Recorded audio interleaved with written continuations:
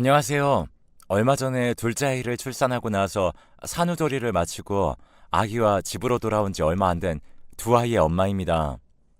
아기 낳고 회사도 휴직하게 되고 잠 줄이고 밥 줄여가면서 아기만 보는데도 정말 행복하네요. 둘째 태어나면 첫째한테 더 잘해줘야 한다. 둘째한테 자연스럽게 애정이 더 가니까 첫째에게 특별히 신경 써야 한다. 이런 소리 엄청 많이 들었는데 저는 그렇지도 않더라고요. 오히려 첫째한테 더 정이 가고 둘째 돌보면서 첫째 챙기는 게 힘든 걸 알면서도 첫째가 유치원에서 하원하는 시간이 너무나 기다려집니다. 이번에 둘째 산후조리하면서 더 첫째한테 미안하고 애틋한 마음이 들었어요. 산후조리를 친정집에서 친정엄마가 손수 다 해주시고 미역국도 끓여주시고 하셨는데 첫째 때는 그런 게 없었거든요. 아예 산후조리라는 걸 제대로 챙기지도 않았었죠. 그때는 제가 친정엄마 손에 산후조리라는 걸 받을 수 있게 될 거라고는 상상도 하지 못했습니다. 정말 힘든 시간이었고 친정엄마는 제 곁에 안 계셨으니까요. 아니, 친정엄마가 있다는 것도 잊고 살았었죠.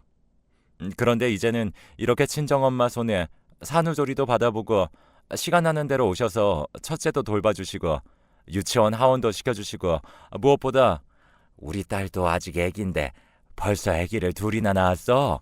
하시면서 늘 저를 가장 먼저 생각하시는 우리 엄마를 보면 정말 행복해요.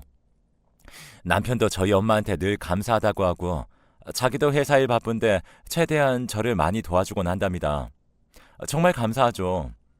이렇게 제가 행복한 가정을 가지게 되고 벌써 아이가 둘이라는 게 가끔 믿겨지지가 않아요.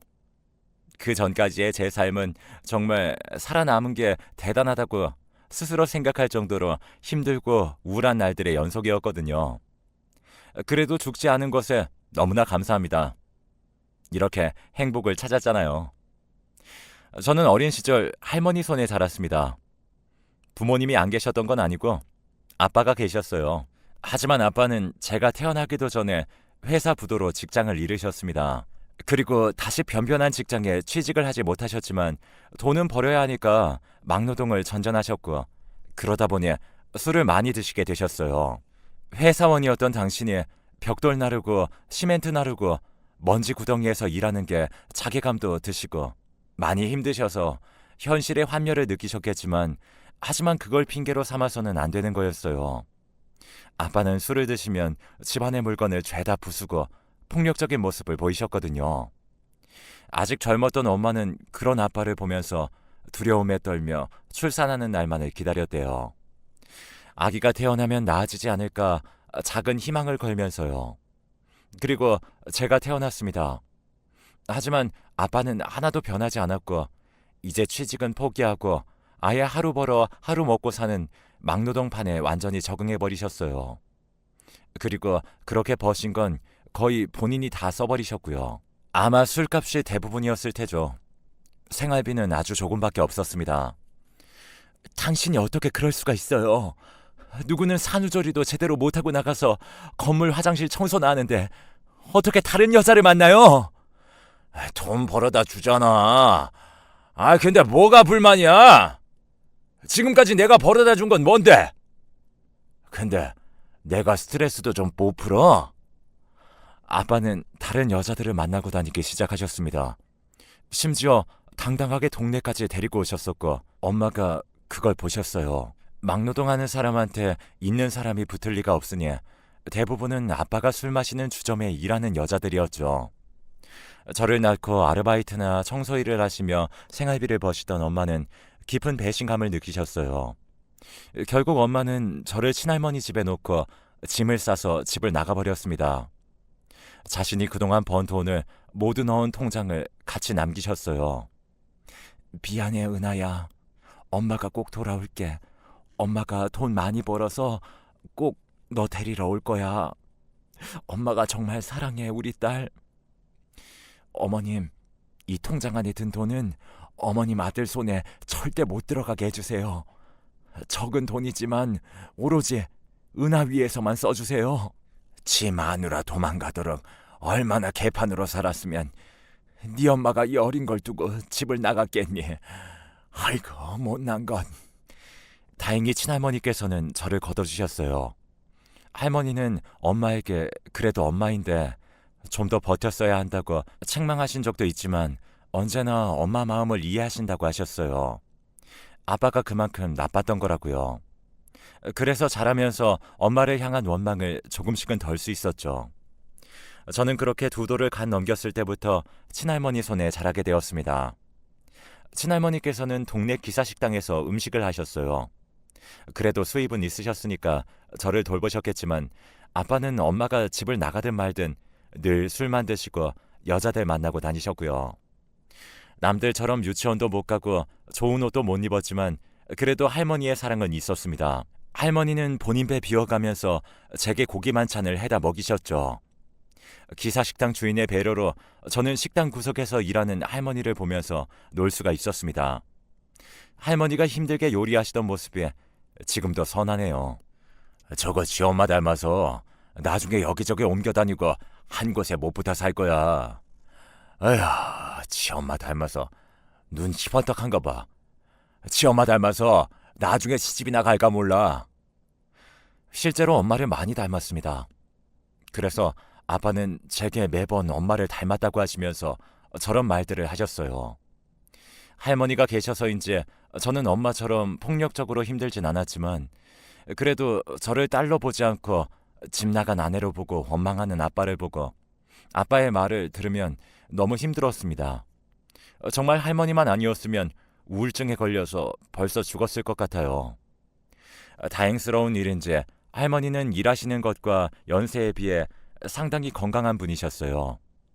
할머니가 버신 돈으로 저는 초등학교, 중학교, 고등학교를 전부 다 다녔습니다. 물론 정말 비교하면 심하게 가난한 아이이긴 했지만요. 정부 지원금도 받았고 학교에서 학기마다 불려가서 기초수급자 같은 그런 안내도 받아야 했고요. 그래도 학교 다닐 수 있었던 것만으로도 감사했어요. 대학은 일찌감치 포기했습니다. 고등학교 3학년 때 학교에 있던 직업반에 들어갔어요. 가서 컴퓨터도 배우고 자격증도 따고 하면서 졸업 후 바로 취업을 했고 운 좋게 3학년 2학기 때 면접을 보고 지원한 회사에서 합격 통보를 받아서 컴퓨터 관련 사무직으로 일을 하게 되었습니다. 낮에는 학교 가서 출석 체크만 하고 바로 출근해서 일하는 시기였죠. 처음 월급 받아서 할머니 가져다 드리니까 할머니가 우시더라고요. 아이고, 애기가 이렇게 예쁘게 잘 자랐는데 지 엄마가 보면 얼마나 후회할 거야. 자기 딸이 이렇게 잘 자라준 것도 모르고 나가고 하시면서요. 저는 할머니, 이건 다 할머니 용돈이야. 무조건 할머니가 다 써. 아빠 절대 주지 말고. 아니, 내가 월급 받았단 얘기조차 하지 마.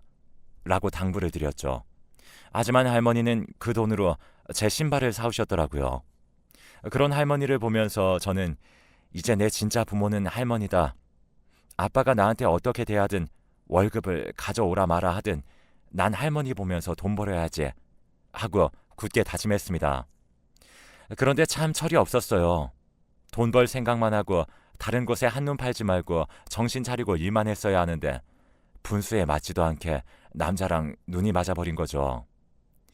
제 나이 23살이었습니다. 회사 사람들이랑 업무상 어느 갤러리 한 곳에 가게 되었어요. 그곳 갤러리에서 미팅을 하고 나오는데 한 남자가 따라 나오더라고요. 저기 혹시 시간 되시면 커피 한 잔 사드리고 싶어서요. 네? 저를요? 네. 이런 말씀 실례일 수도 있지만 첫인상이 너무 좋아서요. 커피 사드리고 싶습니다. 깔끔하게 양복을 입은 그 남자는 저에게 커피를 사주고 친절하게 대화를 이끌었어요. 준수한 외모에 누가 봐도 저보다 잘 사는 집 사람인 그가 저도 싫지 않았습니다. 그 사람이 헤어질 때 연락처를 주었고 그 후로 저와 그는 연락을 주고받다가 어느 순간 연인이 되었어요. 연애하면서도 알았어요. 저와 그 사람은 살아온 환경도 현재 상황도 정말 다르다는 것을요.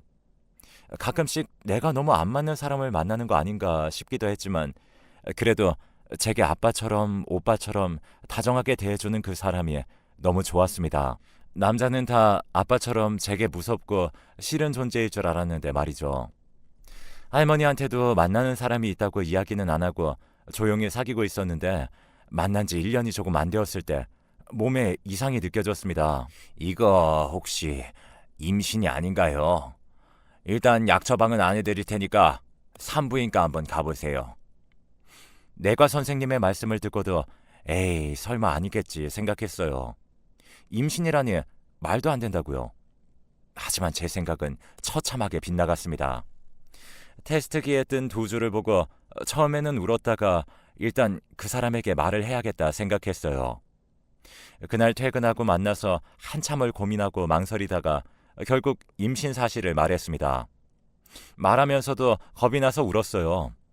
그 사람도 조금 당황하긴 했지만 저를 달래주면서 뭘 울고 그래. 좀 당황스럽긴 하지만 아기는 축복이야. 결혼하면 되지. 라고 하더라고요.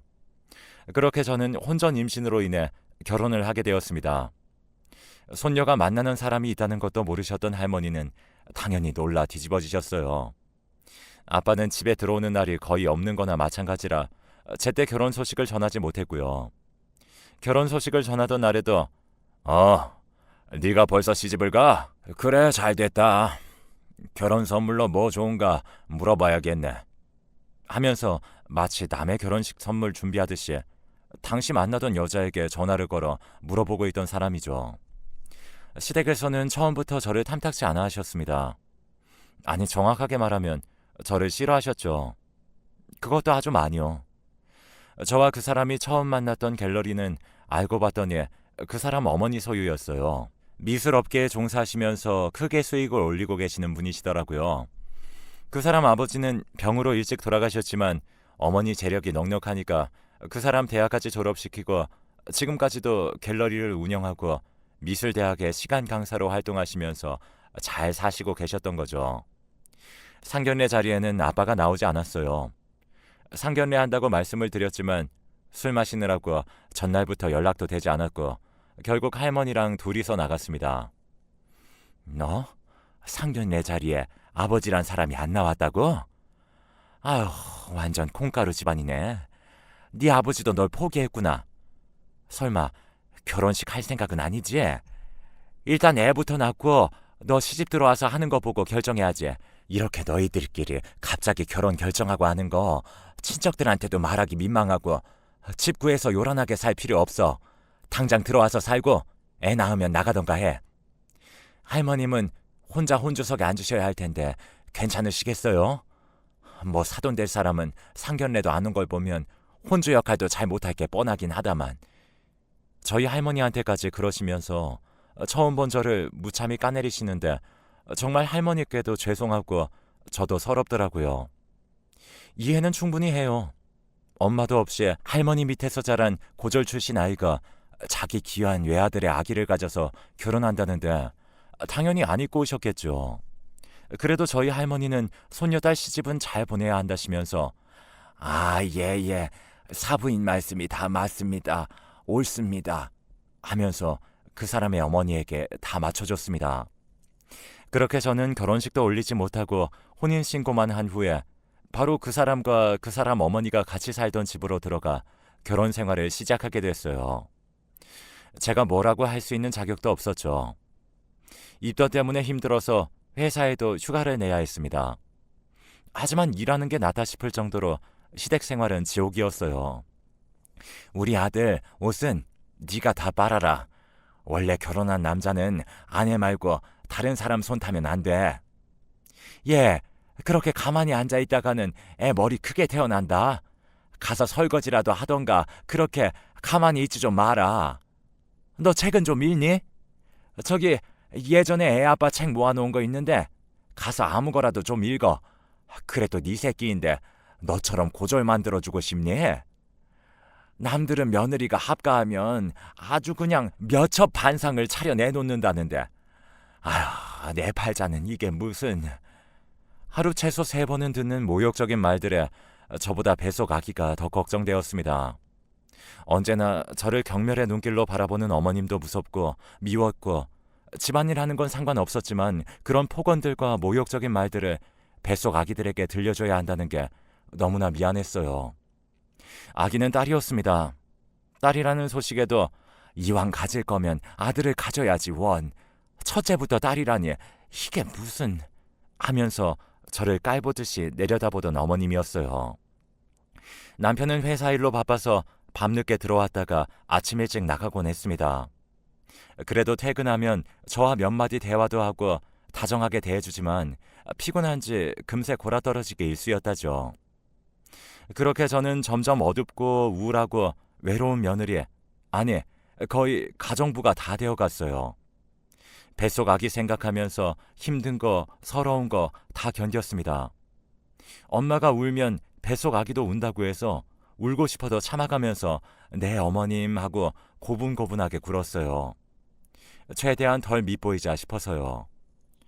출산하는 날에도 어머님은 신경 하나 안 쓰셨고 진통이 와서 제가 직접 구급차를 불러서 병원에 가서 아기를 낳았습니다. 남편은 퇴근 후에 병원으로 왔고 제가 집에서 진통 오는 것도 안 보셨던 어머님은 한 번도 병원에 오시지도 않으셨어요. 딸 봐서 뭐하냐가 이유였죠. 저희 할머니는 저 출산했다고 미역국 싸들고 병원 오셔서 우시는 거 보고 저도 같이 울었습니다. 그래도 아기가 태어나고 나면 나아질 줄 알았는데 손자가 아니라 손녀라는 이유로 저는 너무 미운 털이 박혔어요. 우리 딸도 마찬가지였고요. 태어난 지 100일도 안 된 아기에게 얼른 키워서 독립시켜야지 이런 말을 아무렇지 않게 하셨기에 저는 아기 귀에 나쁜 소리 다 씻겨가라고 목이 쉬도록 예쁜 동료를 불러줬습니다. 그러던 어느 날이었어요. 아기 100일이 지난 직후였죠. 이제 결혼식 해야지. 날 잡아놨고 민석이한테도 말할 거니까 그렇게 알아. 결혼식이요? 그래. 주변에서 암암리에 내 아들내미 결혼하고 애까지 있다고 다 알고 있는데 보는 눈이 있어서라도 식은 올려야지. 안 그랬다간 나랑 내 아들 체면이 뭐가 되겠니? 결혼식을 하려는 이유도 저를 위한 것이 하나도 없었지만 저는 알겠다고 했습니다. 그리고 그날부터 아기 안고 어머님이 시키는 대로 여기저기 불려다니고 따라다니면서 결혼식을 준비했어요. 결혼식의 모든 것, 심지어 드레스까지도 어머님이 다 결정하셨고 남들이 다 한다는 웨딩 사진이나 드레스 입고 공주놀이 그런 건 하나도 못했습니다.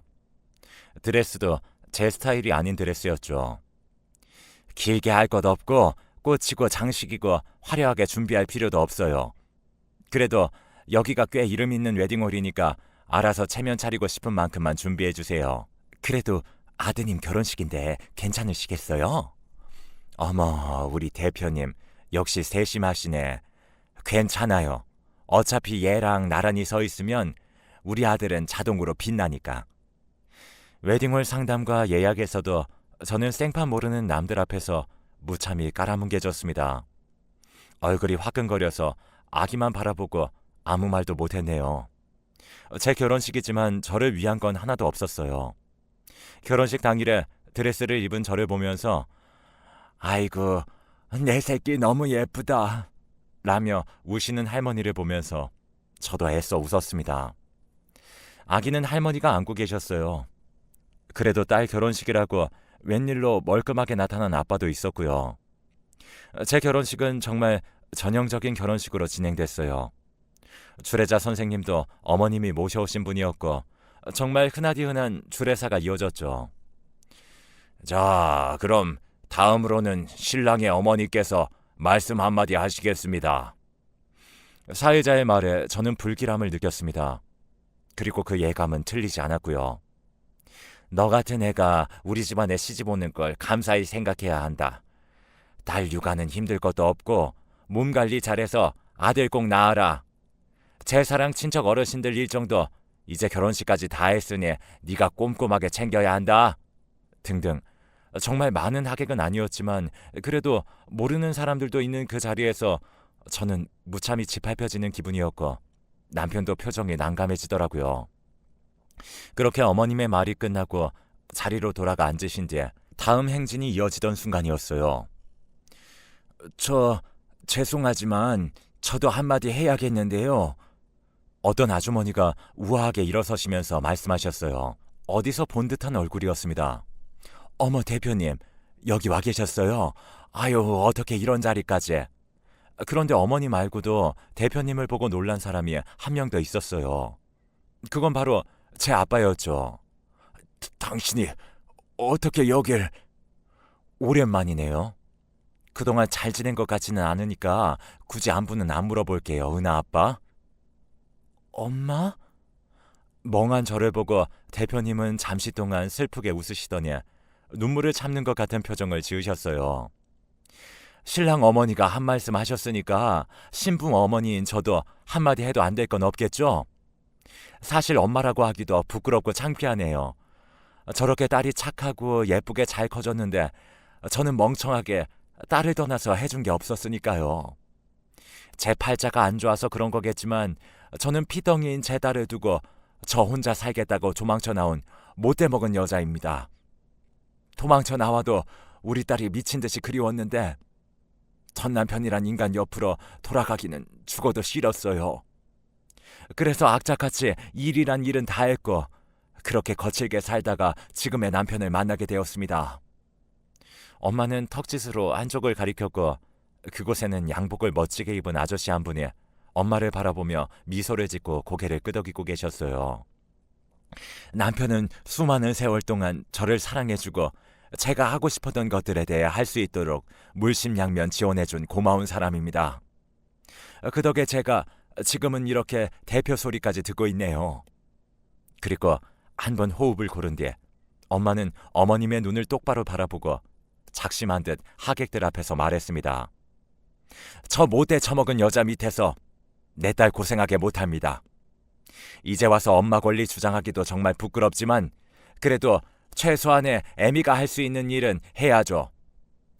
저 아줌마 지금 수업 나가고 있는 대학교 다시는 교단에 못 설 거예요. 정식 교수도 아니고 시간 강사로 일하시죠? 이미지 관리하시려고요. 곧 연락이 가겠지만 학장님이 제 남편과 막연한 사이인데 교수들이 인성을 꼼꼼하게 보시는 분이시라 저한테 이제라도 알려줘서 고맙다고 하시더라고요. 그리고 지금 운영 중인 그 갤러리도 마찬가지고요. 알고 보니 힘들게 일하는 작가님들 작품 갖고 중간에서 장난질하고 갑질하고 그러셨더라고요. 제가 그 작가님들 따로 만나서 작품들 내리라고 했습니다. 물론 그만한 대가를 충분히 지불하고 그쪽보다 훨씬 더 좋은 갤러리도 소개시켜줬고요. 아마 당신은 더 이상 작가들 작품 갤러리 전시조차 못하게 될 겁니다.